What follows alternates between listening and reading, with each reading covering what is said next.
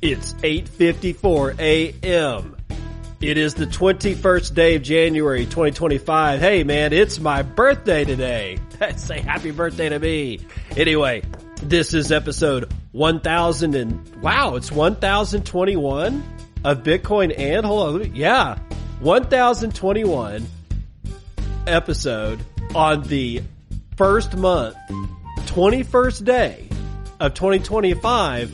My birthday. It's kind of weird. It's a little bit of, a little bit of numerology is going on here. That's okay. Magic is in the air. Magic is in the air. We got a new president on our hands. And he's a shitcoiner. He's a complete shitcoiner. Oh my God. Of all the things that I did not expect was the launching of twin shitcoins the weekend before the inauguration. I mean, we knew that he was going to launch some kind of Trump coin or something like that, but I didn't think it was going to get that much hype. And I certainly didn't think that it was going to go from like frickin' 19 cents, which I think is what its starting bid price was, all the way up to $74 a coin. It's ridiculous. Anyway, we'll talk a little bit more about that. What else we got? Oh, Vitalik is crying like a baby. He's crying like a baby about something, and we'll get into that. MicroStrategy back in the news again. Texas seems that, well, Bitcoin mining has done some good for the state of Texas, and MicroStrategy's in the news twice, in fact. And then we're going to talk about Musk, because he is going to be Dogecoin numero uno, or at least Doge numero uno, after a little exit from Vivek Ramaswamy. And then let's see here. What else is going on? We got California in the news. OpenSats is in the news, and Tornado Cash is in the news. Let's get it going on with Josh O'Sullivan, Cointelegraph, to start us out on this glorious Tuesday morning. Bitcoin mining saved to the state of Texas $18 billion. And boosted grid stability. Wow. $18 billion is a lot of money. I wonder who's talking about that. Well, apparently it's a new research report by the Digital Asset Research Institute, or DARI, and they have revealed how Bitcoin mining has impacted the Texas electrical grid and saved the state as much as $18 billion by eliminating the need for new gas peaker plants. The findings come as Texas has grappled with extreme weather conditions in recent years. I saw something shiny and I lost my place. Including a 2021 winter storm that caused widespread blackouts and significant economic losses. Historically, grid operators have relied on gas peaker plants to address peak electricity demand. While effective in short bursts, these plants are costly, remain idle for much of the year, and emit substantial greenhouse gases. Oh, whoop-de-doo. Good Lord, people, stop with the bullshit. We don't have to pretend that the climate is collapsing anymore, ladies and gentlemen. We're done with the woke. We're done with the woke. We're done with the woke. DARI's report shows that Bitcoin mining offers a more efficient alternative to gas peaker plants via demand response programs, where BTC miners can quickly reduce energy consumption during peak demand and stabilize the grid. Well, the DARI report stated that the Electric Reliability Council of Texas, also known as ERCOT, sought alternatives to the traditional gas peaker plants following the devastation of the 2021 winter storm. Determining that BTC mining could help balance electricity demand and supply to prevent further blackouts, ERCOT's demand response programs have seen voluntary participation by the miners. ERCOT's demand response programs voluntarily reduce energy usage during peak electricity demand. This approach has eliminated the need for Berkshire Hathaway Energy's proposed $10 billion investment in new gas peaker plants, which would have further increased electricity costs for Texans. Gas peaker plants have been criticized for inefficiencies and their contribution to greenhouse gases while sitting idle for most of the year, releasing hundreds of thousands thousands of tons of carbon dioxide into the atmosphere annually. Oh my God, we're all going to die. According to the Dari report, BTC mining offers a cleaner and more cost-effective solution where miners operate continuously and generate revenue while remaining able to reduce energy consumption when needed during peak demand. The environmental implications for this flexibility enable electrical grids to incorporate more renewable energy sources like wind and solar power, which can go underutilized due to their intermittency in energy production. Yeah, I'm sorry. I gotta pause to say something. I'm going to tell you a little story about me and the wife cruising out from Lubbock. We were driving from Lubbock to Central Texas, and we were passing through a region of Texas on that drive that is a massive windmill farm.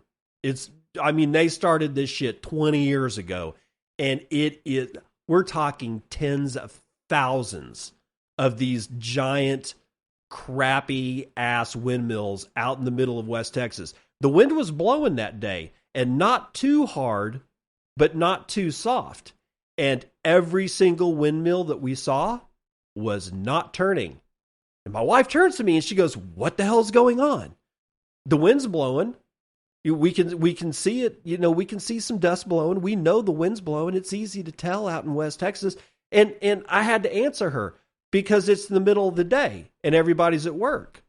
There's nobody to use the electricity. So they can't actually generate the electricity because there's just nobody to consume it. And she looks at me and says, "Well, that's just stupid."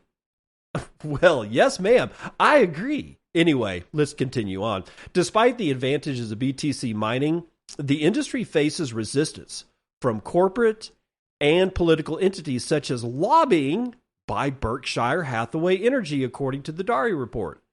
The report highlighted that some lawmakers in Texas have questioned the role of BTC mining as an alternative to gas peaker plants, even as ERCOT in peer-reviewed studies confirms its positive impact on grid stability. Proponents of BTC mining, such as U.S. Senator Ted Cruz, in an exclusive interview with Cointelegraph, described Texas as an oasis for Bitcoin due to its low cost and business-friendly environment. Cruz said that Texas is known for its abundant low-cost energy and that he intends to ensure the trend of more jobs in Texas continues and accelerates while the state increases its BTC mining activities. So this Dari report, as to the efficacy of the report, that kind of rides on the efficacy of Dari. And I don't know much about Dari. I don't know all that much about the Digital Assets Research Institute, but this is not information that hasn't gone uncorroborated by other sources. I've heard on many occasions from many different people, some inside of the Texas legislature and some outside, through news reporting, that this whole voluntary release of mining when, if the energy spikes in the state of Texas because, I don't know, cold weather happens or something like that, miners, they don't have to stand on the miners. They don't really have to call them up and say, "Hey, you're not doing what you said you were going to do." These miners are apparently actually doing their bit for king and country. So hats off to everybody involved in the state of Texas and BTC mining and this whole issue of gas peaker plants and the fact that they never let Berkshire Hathaway have their way on building this $10 billion. That was a whole bill in the state legislature a couple of years ago. And it was really causing people some serious concern because they were like going, "Well, shit, man, Berkshire Hathaway is just crapping all over BTC mining." And we come to find out that it's because they want to build these gas peaker plants, and Texas didn't allow Berkshire Hathaway to have their way. And I find that thrilling, honestly, because they went right up against whatever his name is. Oh God, what's the guy's name that owns Berkshire Hathaway? The old man that eats ice cream with Bill Gates and calls Bitcoin rat poison squared. Anyway, that dude, he didn't get his way. Oh, Buffett, Warren Buffett. That's it. Anyway, didn't get his way, and that's good. Now, here's a guy that's probably going to get his way until somebody gives him a little bit of a bitch slap, and that's going to be Trump. Now, I'm going to be very, very hard on Trump today. And if you don't like it, I don't care. And it's not because I hate Trump. I don't care. He's just another guy. He's another politician, and he's proved his worth. At least in this particular case, he's definitely proved his worth. He likes crypto just as long it's for grifting. And this is written by Trey Walsh for Bitcoin Magazine. And I want you to understand something here. Bitcoin Magazine is owned by a guy named David Bailey. David Bailey was one of the guys that was able to get Trump to come give a speech at Bitcoin Magazine's big crypto conference, which is Bitcoin Miami. Well, this time it was the Bitcoin conference in Nashville, but it's been in Miami for a long time. That guy. Well, he tweeted out a couple of days ago, or actually, I think it was yesterday. Yeah, it was yesterday. He said, yeah, man, the 47th president just bought $47 million worth of Bitcoin. And then he listed exactly what this guy had bought. And it was $47 million worth of Ether and $47 million worth of wrapped Bitcoin. Now, I don't know if you don't understand this, listen up. This is a critical issue. Wrapped Bitcoin, also known as WBTC, is not Bitcoin. It's not on the chain that Bitcoin is on. If you try to send me wrapped Bitcoin to my Bitcoin addresses, any of them, that transaction will fail. And I don't know if you'll lose your wrapped Bitcoin because you do it, but whatever. It's not Bitcoin. Wrapped Bitcoin exists on either Ethereum or Solana, possibly Tron. It used to only be on Ethereum.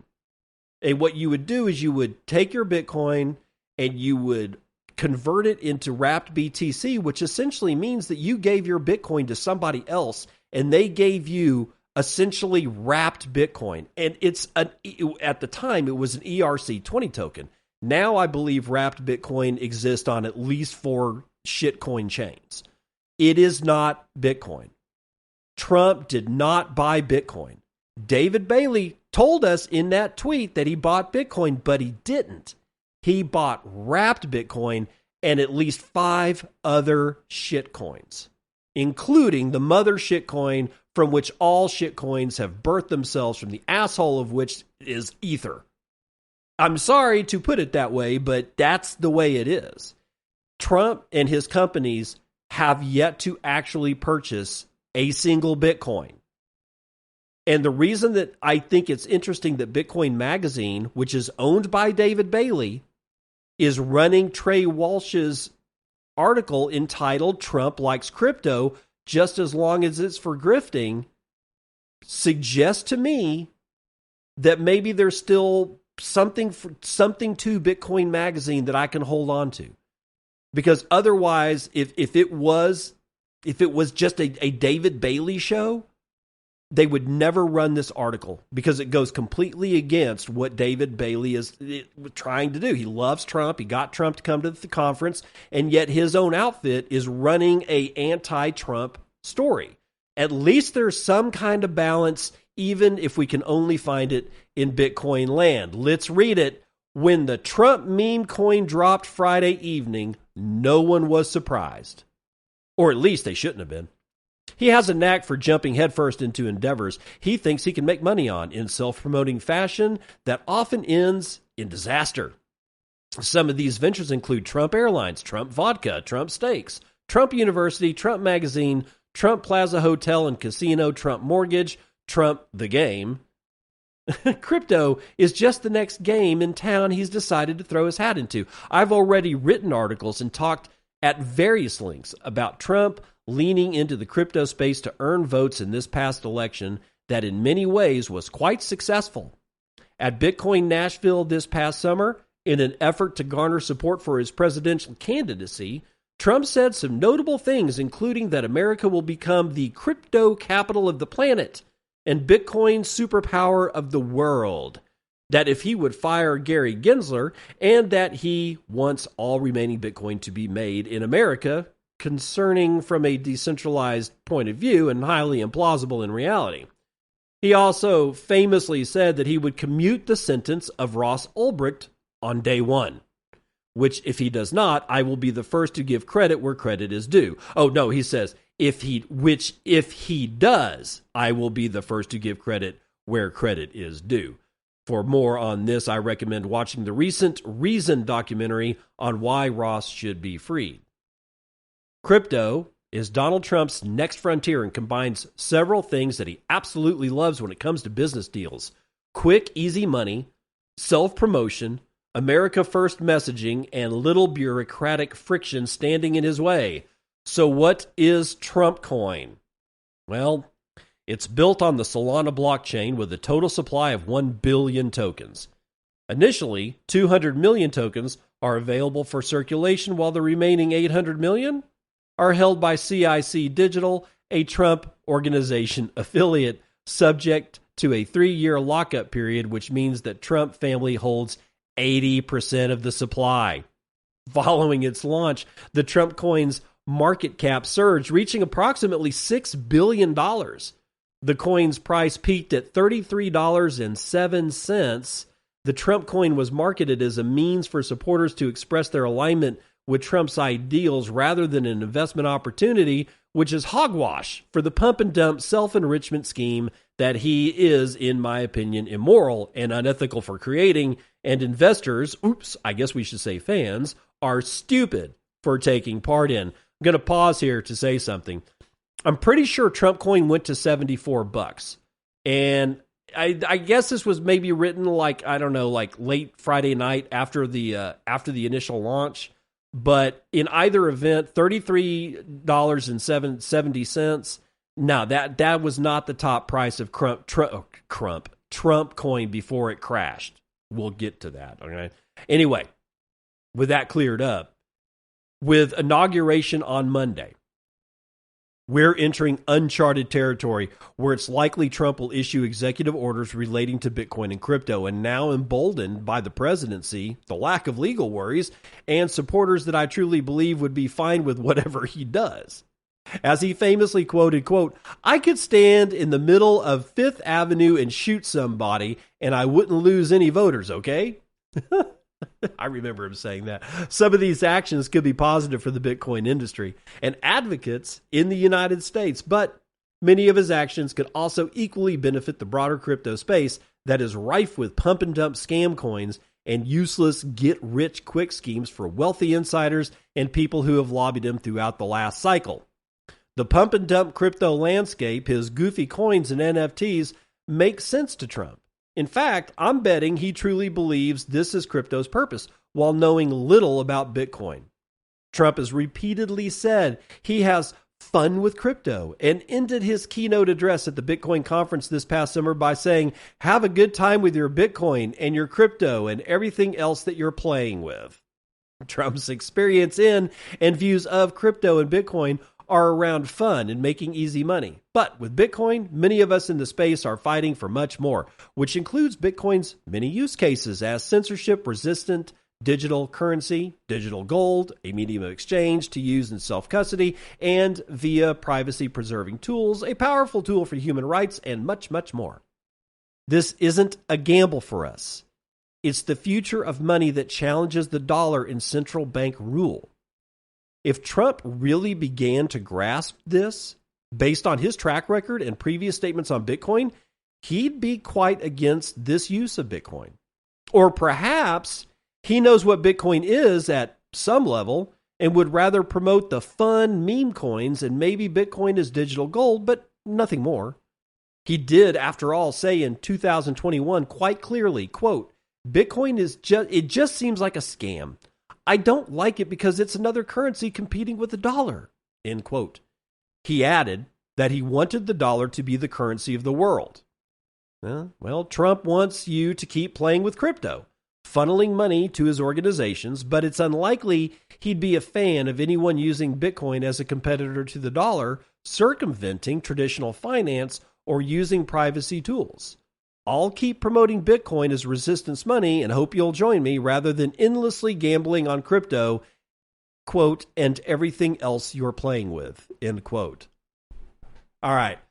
Like I said, I'm going to be kind of hard on Trump today, but it doesn't mean that I hate the guy, all right? I mean, he pulled us out of the Paris Accords already, the climate change thing that he had pulled us out once, and then Biden put us directly back into, and one of his first executive orders was to pull us back out. And from what I understand, he pulled us out of the World Health Organization. I think this is good. This shit, hell yeah. LFG, guys. Let's go. I don't need the World Health Organization anymore. The next thing, get out of the UN. Get out of all this crap. It's all bullshit. And it's all toxic. Or it's become that way. Maybe when these organizations were first started, they were great. And they maybe had a chance to do all kinds of neat stuff. But it's just become a playground for buffoonery, grifting, money laundering, and all amounts of just power struggle bullshit. And honestly, man, I don't have time for this. And neither do you. Maybe you think you do, but I guarantee you don't. You don't have time for this stuff. So while I can be hard on Orange Man on one side, I can be completely appreciative of him doing what he just did. Get us out of the Paris Accords. It's stupid. Get us out of the World Health Organization. That caused nothing but problems. The only real huge problem that I have with Trump right now is that he hasn't freed Ross yet. Now, he's got till noon today, Eastern time, which I think is actually already passed. Was it 9, 10, 11, 12? Yep, it is passed. It is 12:16 p.m. Eastern Standard Time as I speak to you right now. If Ross wasn't freed before 12 p.m. Eastern Standard Time today, then he failed on one of his first campaign promises, and that was free Ross day one. Not day 2 or 3 or 4. No, day one. Now, and there's a lot of people out there that are bitching the same way that I'm bitching. But I need to say this. There's no reason in the world that he couldn't have had that already prepped like he had everything else prepped. In fact, he should have just put Barron, his son, one of his sons, on it. He should have said, Barron, I'm handing this to you. Your first project as in the political world as my son, and blah blah. I want you to make sure that you talk to these two guys over here, and they're going to help you draft what it is I need to sign. I need you to draft the commutation or the pardon. Y'all figure it out. You bring it to me. You put it on my signing desk when I do all these other things, and I will get that son bitch out of jail day one. They didn't do it. They did all this other stuff. They bought shitcoins out the wazoo. They pumped Trump and Melania coin out the wazoo, but they didn't free. If they haven't freed Ross, as I speak, if that dude is still in jail, then he failed on his first campaign promise. And guys, it's a red flag. When people say they're going to do something and they're going to do something on a certain day or at a certain time, I expect that to actually happen.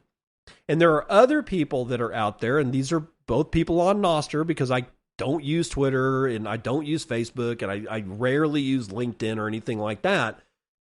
And they're saying that people like me need to shut up, and we're bitching too hard, and we're just being too hard on Orange Man. No, I don't think we are being too hard on Orange Man. Do you think if I worked at the Trump organization and Trump saw me not doing my job, do you think he'd be easy on me? Do you think that if I told Trump as a contractor that he hired to do a specific job and I told him it would be done on day one and I didn't do it, do you think he'd be easy on me?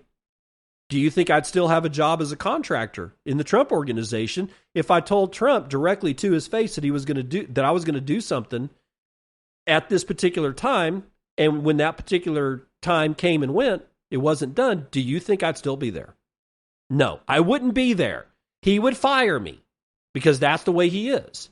There's no reason in the world that we shouldn't be holding his feet to the fire on this. He promised us free Ross day one, and as far as I know, shit hadn't been done yet. I'm not interested in day two. Ross needs to be free. I don't care if it takes him 15 days.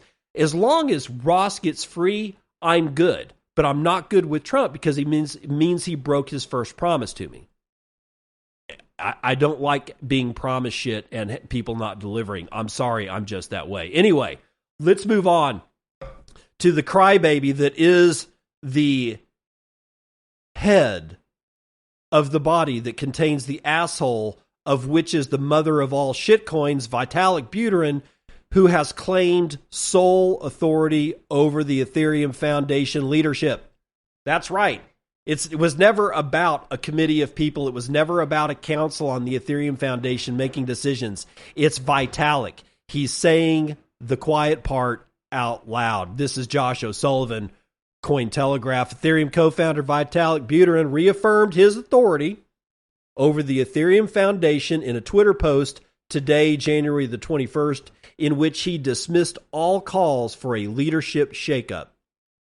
Buterin said that the decision remains his until planned reforms to introduce a proper board and criticize certain crypto community members for, quote, actively toxic to top talent, end quote.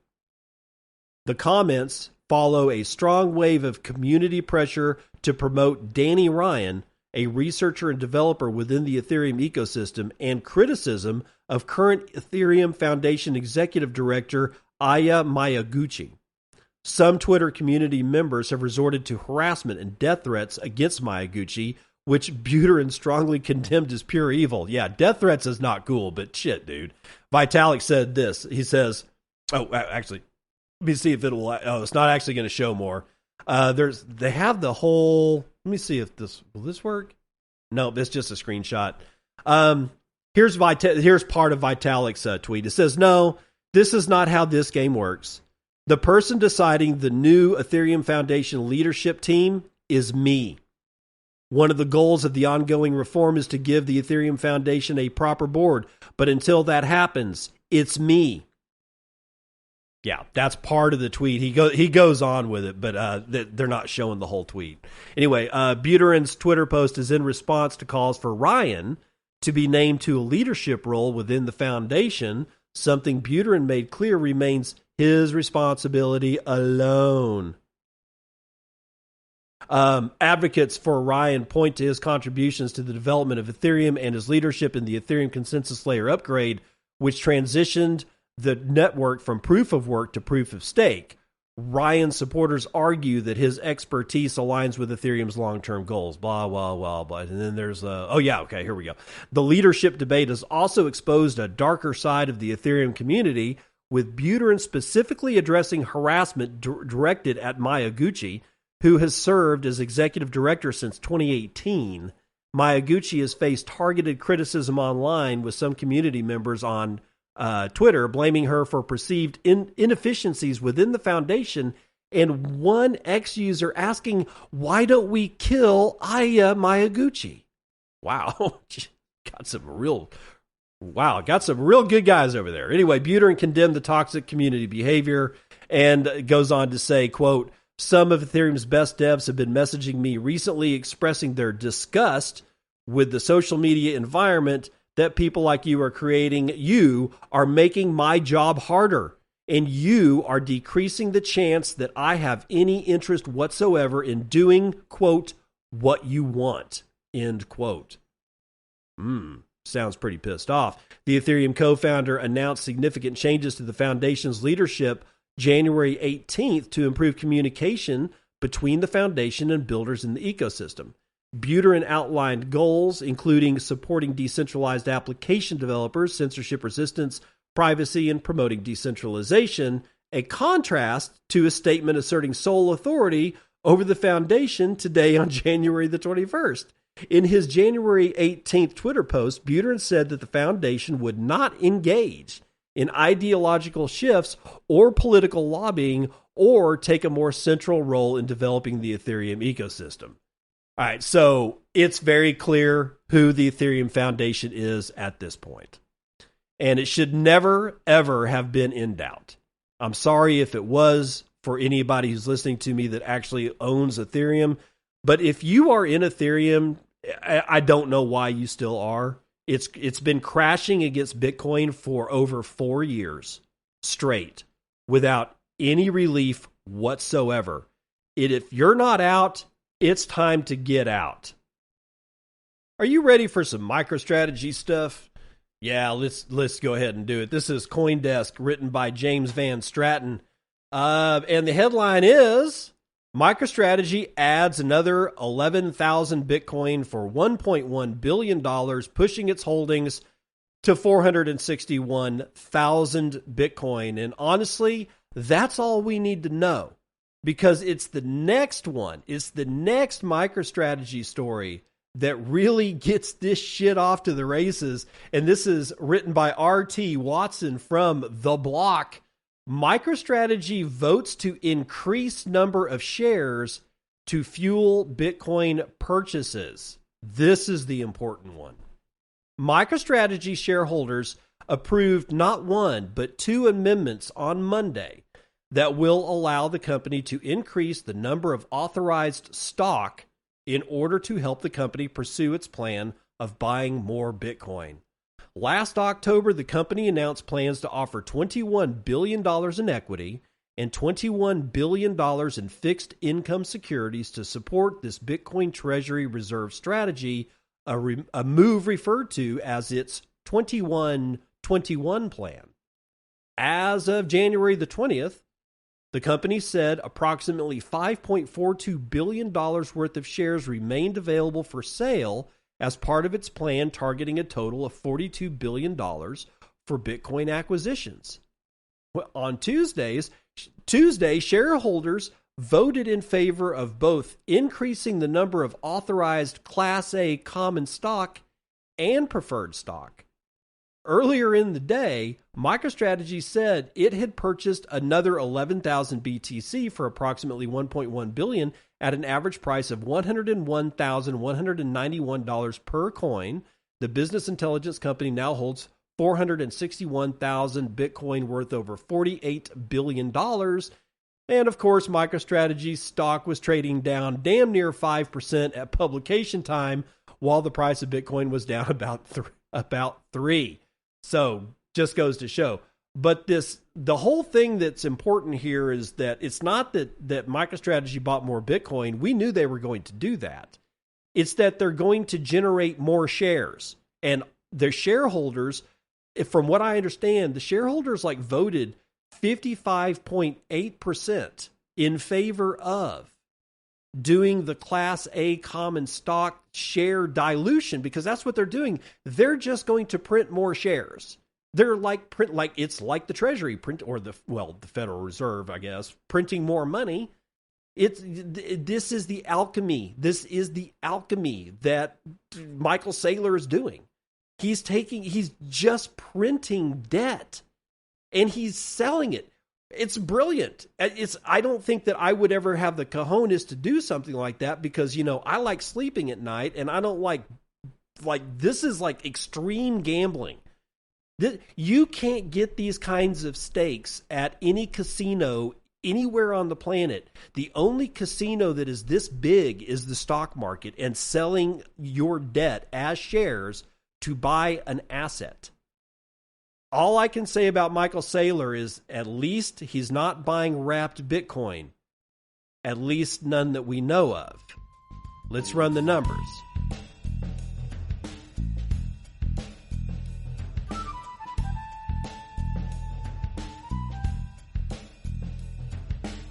CNBC, futures and commodities, West Texas Intermediate crude down 2 full percentage points to $76.31 a barrel. Brent North Sea down 1.14% to $79.24. Natural gas is off 5.25%, down to $3.74 per thousand cubic feet. And gasoline is down a full point to $2.09 a gallon. Gold is up 1/3 of a point to $27.58 and 80 cents. Silver is up 1.1%. Platinum is up almost a half point, honestly, And copper is the only one in the red. It is down 0.7%, while palladium riding high 0.82% to the upside. Nice. What's odd for me is that platinum is trading at, it seems like if it's trading on a per ounce basis, it's under $1,000, yet I thought platinum was more expensive than gold because there's less of it. I don't know. If anybody knows more about platinum trading, make sure that I'm correct. Is platinum trading on a per ounce basis on metal futures? I don't know. I know gold does. So anyway, agricultural futures mostly in the green today. Biggest winner is going to be wheat, up 3.75%. Biggest loser is going to be sugar, down 2.5%. Live cattle is down 0.14%. Lean hogs crashing 1.5% to the downside. Feeder cattle are down 0.13%. The Dow is up a full point. S&P is up 2/3 of a point. The NASDAQ is up 0.5 point. And the S&P mini is winning out 1.5% to the upside. Bitcoin looking okay, $106,180. That is a $2.1 trillion market cap. And we can now purchase 38.8 ounces of shiny metal rocks with our one Bitcoin, of which there are 19,813,000, 26.29 of. Average fees per block, a little high, 0.09 BTC taken in fees on a per block basis. And there are 52 blocks carrying 122,000 unconfirmed transactions waiting to clear at high priority rates of 7 Satoshis per VByte. Low priority going to get you in at 5. Hash rate on a 1 week rolling average is 778.7 exahashes per second. From Strategery and Bitcoinery, which was episode 1020 of the Bitcoin and podcast, I got Pies with 4,000 Satoshis says that it's the last boost until tax return time. Thank you, sir. No, thank you. Anonymous with 3,333 sats says boost. Anonymous with 500 says thank you, sir. Keep rocking. I will, sir. Block 869321 with 250 says, I work with an XRP enthusiast. I'm disappointed I can't figure out how to help him understand. BTC Master with 121 says, all sats matter at allsatsmatter.com. Permanerd with 111 sats says, thank you, sir. No, thank you. Pies with another 100 says, thank you, sir. No, thank you. And that's the weather report.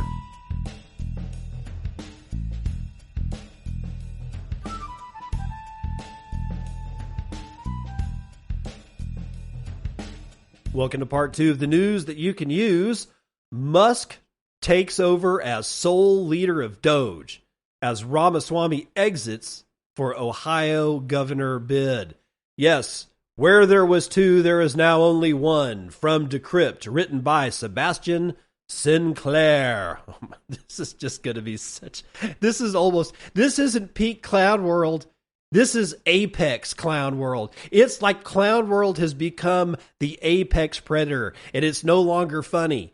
It's just walking around destroying shit with its little bitty arms and great big jaws. Anyway, Elon Musk is now the sole leader of the Department of Government Efficiency, known as DOGE, after biotech entrepreneur Vivek Ramaswamy stepped down to pursue a gubernatorial campaign in Ohio, officials said Monday. Ramaswamy co-founded DOGE with Musk in November of 2024 as part of President Donald Trump's Save America initiative to cut government waste, reduce regulations, and restructure federal agencies. His departure leaves Musk, a vocal advocate for cost-cutting, at the helm of the extra-governmental initiative. Quote, Vivek Ramaswamy played a critical role in helping us create DOGE, spokesperson Anna Kelly said in a statement. Quote, he intends to run for elected office soon, which requires him to remain outside of DOGE, based on the structure that we announced today, end quote. DOGE's acronym has drawn widespread attention due to its connection with Dogecoin, the meme crypto that chump Musk has championed for years. Known as the Doge Father, Musk's public endorsements of Dogecoin have repeatedly caused price surges, including a recent uptick following his promotion to lead DOGE late last year. Critics, however, have expressed skepticism about DOGE's objectives. Initially promising $2 trillion in government cuts, Musk recently backtracked, describing the goal as unlikely, but maintaining a target of $1 trillion. This is me talking. Yeah, good luck on that. Anyway, continuing. Adding to the initiative's momentum, Trump issued an executive order on Monday halting the hiring of federal civilian employees across the executive branch. The order, part of a broader plan to streamline government operations, tasked the Office of Management and Budget with developing a plan to reduce the federal workforce through efficiency measures and attrition. DOGE is expected to play a key role in shaping those recommendations. Unlike federal departments, DOGE operates outside of government channels, relying on private sector experts and Republican allies in Congress to push its proposals. Musk and Ramaswamy's partnership drew attention for its Silicon Valley ties, including advisors like Palantir co-founder Joe Lonsdale and venture capitalist Mark Andreessen. The initiative's connection to Musk's Dogecoin fandom has also caused a stir among crypto circles. A Trump campaign shirt featuring Musk, Trump, and a Shiba Inu dog on the campaign trail added to the playful yet controversial overlap between Doge and crypto meme culture. It's apex clown world, ladies and gentlemen. Apex predators, except in the form of a clown with a shiny red nose that honks. It's ridiculous. Just like this. And like I said, guys, I'm not going to be nice to Trump just because he's Trump. Yeah, I just because I don't like Biden doesn't mean that I have to like Trump, right? And he's done this bullshit with these stupid ass meme coins of his own. And let's just get into it. Brian McGleenan is writing it for The Block. Trump and Melania meme coins crash amid profit taking and wider crypto market uncertainty. Who could have ever seen this coming? I don't know. Those of us that's been in this bullshit forever and seen altcoins and shitcoins and meme coins come and go again and again and again and again. Could it be us that maybe saw this coming? Because we did. Anyway, the cryptocurrency market has experienced a turbulent 24 hours as meme coins tied to U.S. President Donald Trump and First Lady Melania Trump saw sharp declines following Monday's inauguration. Officially endorsed by the Trump family, the official Trump and Melania meme tokens, which debuted just days ago, have plummeted amid heavy profit-taking and broader market weakness. The Trump token plunged 26% to about $39, while the Melania token tumbled 54% to $4.50 over the past day, according to data from CoinGecko. And these tokens initially fueled excitement among Trump supporters and crypto enthusiasts immediately after the launch, but have faced intense volatility. I don't know what you people expected. Dude, really? Whatever. The declines come after Trump's inauguration failed to deliver any immediate announcements regarding his campaign promise to establish a strategic Bitcoin reserve. That is, in fact, ladies and gentlemen, correct. He did not say a word about Bitcoin. His son and that guy David Bailey basically were saying, look at all the Bitcoin we bought. And that's what I was telling you about earlier today. No, they didn't buy Bitcoin. They bought wrapped Bitcoin. And it wasn't for a strategic reserve. It was for Trump. The Trump companies bought that stuff, right? So not a word was breathed about strategic Bitcoin reserve, but that's not what made the meme coins fail. It's because they're meme coins. It's stupid. They all have the same pattern. God, please stop chasing this crap. Anyway, market sentiment soured as investors hope for clearer signals of pro-crypto policies. And while President Trump signed several executive orders on his first day, none of them addressed digital assets, leaving some bulls disappointed. Oh, man. Trump's vocal support for Bitcoin during the election cycle raised expectations of significant action in the crypto space early in his administration.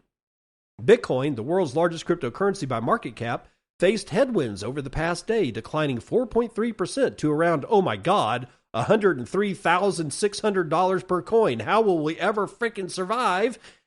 Anyway, according to the block's price page, Bitcoin has shown relative resilience compared to the volatile altcoin market, where leading tokens like whatever, I don't care, they all dropped. But Bitcoin's current price remains about 5.5% below its record high of $109,000, which was reached on Sunday. Yeah, even I was like going, holy shit, we hit it again. Anyway, broader market conditions contributed to the sell-off, with significant liquidations across the cryptocurrency space. And over the past 24 hours, 235,490 traders were liquidated, I say, resulting in total losses of approximately a mere $626 million, according to CoinGlass.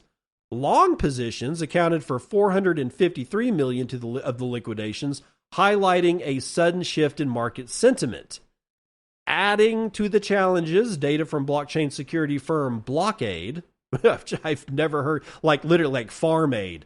It's Blockade. It's ridiculous. But it highlighted a sharp rise in malicious activity tied to Trump-themed tokens that have no actual association with the sitting president. According to Blockade CEO Ido Ben Natan, the launch of the official Trump meme coin coincided with a 206% spike in malicious tokens bearing Trump-inspired names and a 14x increase in impersonator decentralized applications. Quote, as for the broader impact on the crypto industry, scams are an unfortunate byproduct of innovation and growth, Ben Natan told the block. If anything, the increasing sophistication of attackers underscores the growing value of the on-chain economy, end quote. Oh, good God. No, it wasn't. It had nothing to do with Trump not saying something about the strategic Bitcoin reserve. It's just shitcoinery. And like I said, man, this is apex clown world, not peak clown world. We at one point or another, we may actually see peak clown world, but I am definitely safe in saying that we have entered apex clown world. It's like the apex predator, only stupid. Anyway, speaking of, well, actually, maybe California isn't so stupid because they're betting on Bitcoin. Anyway, in California, pro-Bitcoin legislation seems to be on the way, according to Atlas21.com. The state, that I've already read the headline. Philip Chin, Republican representative in the California State Assembly, has announced a strategic partnership with Proof of Workforce, a Santa Monica-based nonprofit organization, to develop pro-Bitcoin legislation in the upcoming legislative session. The initiative aims to create a clear regulatory framework for integrating Bitcoin into local and state institutions. The collaboration will focus on several areas: financial education, community engagement, and exploring how Bitcoin can contribute to California's infrastructural development. Anyway, Dom Bay, founder of Proof of Workforce, stated, quote, Bitcoin's genesis story has deep roots in California. No, it doesn't. A huge part of that genesis story is an innovative network designed to protect the time, energy, and value of everyday working people. Bitcoin isn't partisan. It's uniquely Californian, end quote. This is, pausing, this is going to end badly. This person that is on this initiative doesn't have a clue what he's talking about. He has absolutely no conception of Bitcoin, what Bitcoin is, where Bitcoin came from, anything about its history, anything about its promise, anything about its future.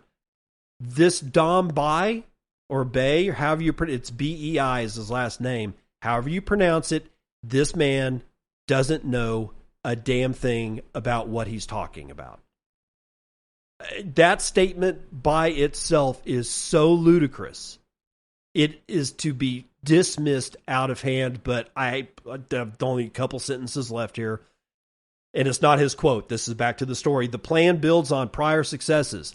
The city of Santa Monica established a Bitcoin office last summer, which, according to Mayor Lana Negrit, generated significant interest with several other cities ready to replicate the initiative.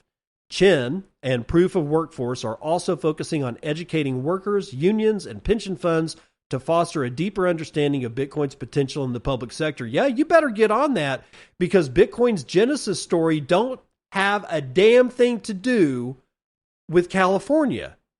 It's ridiculous beyond compare. Anyway, let's move on. OpenSats grants support for 3 Bitcoin Core contributors. It is, we'll get into it. Here's a quote. Here we go. Here. In alignment with our mission to maintain a robust Bitcoin ecosystem, OpenSats is proud to announce a brand new round of grants dedicated to advancing Bitcoin Core development. These grants aim to empower developers, both seasoned and emerging, to strengthen, refine, and innovate on Bitcoin's reference implementation, announced OpenSats. The latest grantees are Lorink, who aims to improve Bitcoin Core's performance and reliability by optimizing initial block download, block storage, and database functionality, standardizing benchmarks, enhancing code quality, and replacing the outdated LevelDB database. Kevin has also gotten a grant. Kevin enhances Bitcoin Core stability, security, and usability by fixing bugs, reviewing pull requests, improving test coverage, and exploring advanced testing techniques like fuzz testing. Daniela Brazzani works on reviewing Bitcoin Core's code, adding features, and improving test coverage. Currently onboarding, she reviews pull requests to familiarize herself with the code base and build skills for larger contributions. So it sounds to me like this third person, Daniela Brazzani, is kind of a newbie, but she has gotten a grant to work on Bitcoin Core. So it's not just seasoned core developers. OpenSats has got this grant, and I think I'm pretty right, because it sounds to me like she's kind of new, that they're on board. They're using their granting agency to onboard newer Bitcoin Core developers. And honestly, hats off to them. I know that OpenSats keeps getting flack, and some of my favorite people have been denied to, getting a grant for nostr development from OpenSats. And I totally understand their angst. I get it. I would be angsty too. But OpenSats does do good work. I'm just not prepared to throw the baby out with the bathwater just because one of my favorite projects is just not getting any love out of OpenSats. That doesn't mean I'm just going to hate everything OpenSats does. I think they're wrong by not reviewing the grant applications for this particular project. But hey, I'm not on the board. I don't have any say. All I can do is control that which I can control and let everything else go, as Seneca would probably have me do. Anyway, last up for the day, Tornado Cash sanctions reversal has no effect on developers or the developers' trial, says the Department of Justice. Tornado Cash developer Roman Storm seeks to dismiss charges after a Fifth Circuit ruling reversed sanctions against the software. The United States government argues that this reversal doesn't impact the criminal trial, asserting the case primarily concerns control over the Tornado Cash user interface. And let's read about it. In a motion filed on January 17th, the U.S. government continues to accuse Roman Storm and his associates of aiding the Lazarus Group in money laundering by funding infrastructure, etc., for Tornado Cash users. On December the 18th, Roman Storm renewed his bid to dismiss money laundering and sanctions violations charges, citing a recent Fifth Circuit decision that found the company's smart contracts were not a sanctionable property. The U.S. Department of Justice prosecutors now claim that the sanctions reversal doesn't impact the criminal trial against Tornado Cash developers, adding that the case is about control over the Tornado Cash user interface, not the validity of the sanctions. The filing repeats that Storm intentionally took part in and facilitated money laundering transactions and can be held liable for this conduct, even if the transactions could have occurred without his deliberate involvement. Quote, the defendant regurgitates arguments about the supposed requirements that a money transmitting business have custody or control of the funds being transferred. For the reasons already briefed at length, the argument is meritless and finds no support in the statute or the case law that was stated in the argument. Further quote, the government's opposition highlights the DOJ's continued willingness to leverage criminal enforcement as a tool to shape the law. In this case specifically, to introduce FATF recommendation number 66 on the classification of non-custodial user interfaces as a category of a virtual asset service provider, which have not yet been adopted by the United States, writes Lola Leitz in The Rage. And here is what Lola Leitz said in Nostr. Wake up, babe. There's a new filing in Tornado Cash, and it's just about as embarrassing as the rest of the shit show the DOJ has been assembling over the past 2 years. This time it persists that Storm profited from Tornado Cash smart contracts, arguing directly against arguments made by the Fifth Circuit, which found that, quote, none of the immutable smart contract entities, the smart contract creators, to a benefit, end quote. Imagine a car manufacturer being held liable for profiting from illicit activity because a car they manufactured was used in a bank robbery, or a computer manufacturer because a machine they sold was used in a hack. Tornado Cash should have stopped illicit activity, even though we concede that Tornado Cash could not stop illicit activity, or so the argument goes. What about the chain analysis sanctions What about the chain analysis sanctions Oracle Tornado Cash implemented to block OFAC-listed entities from accessing the service?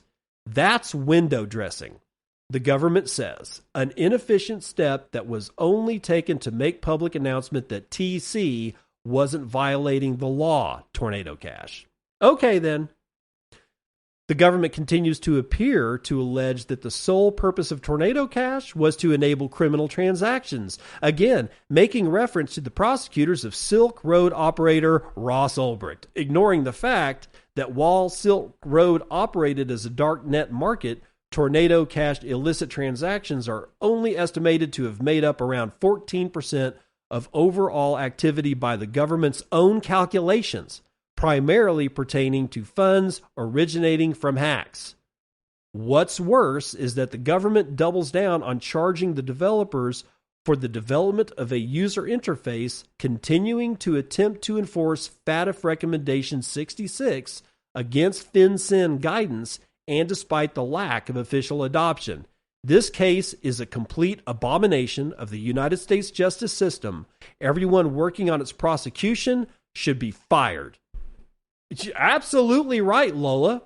I mean, the Fifth Circuit shot this shit down, and the DOJ is going, no. That had nothing to do with what we really want to prosecute them on, and that's the user interface. This whole thing is Apex Clown World. Apex Clown World. I think that's the name of the show. That's the name of for today's episode. Today's episode is Apex Clown World. I can't do this shit anymore. This is ridiculous, man. I got a shitcoiner for a president. Right? I got him not giving Ross his pardon or, commuting a sentence at least, because there is a difference, on day one. I got him pumping freaking meme coins along with his wife. And any semblance that he's not a shitcoiner died with David Bailey retweeting Don Jr.'s tweet about just how much crypto the Trump companies bought, and none of it was Bitcoin. Oh, he said, we bought $47 million in Bitcoin. No, you did not. You bought wrapped Bitcoin on whatever shit show you bought it on. Whether it was Ethereum or Solana or Tron, I don't care, because it's not Bitcoin. If it's not on Bitcoin, it ain't Bitcoin. I'm sorry, dude. We had fights about this shit back in 2017. Bitcoin Cash, not Bitcoin. Bitcoin SV or BSV or whatever you want to call it, Satoshi's Vision, not Bitcoin. Wrapped Bitcoin is not Bitcoin. Don't believe that shit. Not for a second. Until that dude actually buys real Bitcoin, he's just nothing but a shitcoiner. And even then, even if he does buy Bitcoin, and at this point, the chances may be slim that even occurs, he's still a shitcoiner. Why? Because he holds shitcoins. If you're holding shitcoins, I'm sorry, you're a shitcoiner. Now, here's the only way out of being a shitcoiner. If you transferred or either have, like, if you had Bitcoin or anything other than Bitcoin and you sold it all for Bitcoin, congratulations. But you're still a shitcoiner because you didn't move your Bitcoin to a new wallet. Why is that important? Because from the time that I moved all my Bitcoin to a brand new wallet, I was getting airdrops and airdrops and airdrops of any new shiny Bitcoin killer that anybody was airdropping, and they were dropping it to known Bitcoin addresses. This is I think is actually possibly still going on. And when I mean wallet, I don't mean my Bitcoin wallet. I mean something like a Ledger wallet or a Trezor wallet, because that's the way that that's the way that I ended up getting the Bitcoin Cash when it was received. So when I moved all that away, I like when I moved that to my cold card from CoinKite, I don't get that because CoinKite, it only allows you to do Bitcoin. That's it. You don't get to put Ethereum on your cold card. I mean, you can, but you got to modify it yourself. CoinKite is never they don't have the code for that. If you want to do that, you can do it with a cold card, but you got to do all that shit yourself. To get anything other than actual Bitcoin on your cold card, you have to do it all yourself. Otherwise, out of the box from CoinKite, it's a Bitcoin only hardware wallet. That's one of the reasons why I got it. I didn't want to mess with Trezor. I didn't want to mess with Ledger, because every single time I turned around, it was like, hey, if you hold the Ledger from this date, you got this coin. I don't want that, because now the IRS is looking at all that shit. I didn't want anything to do with that. I sold all my Doge. I'm out of everything. I am Bitcoin only. I am not a shitcoiner. I can't be a shitcoiner until I actually go and do something stupid like buy Trump coin or, God forbid, Melania coin. It's just, the whole thing is ridiculous. Now, again, you must understand, just because I'm railing against Orange Man right now doesn't mean that I hate him. I don't hate him. I mean, that's like Biden. I felt more sorry for him than I actually hated the guy. But that's just because he's an old man, and I think it was elder abuse that they forced him into the presidency.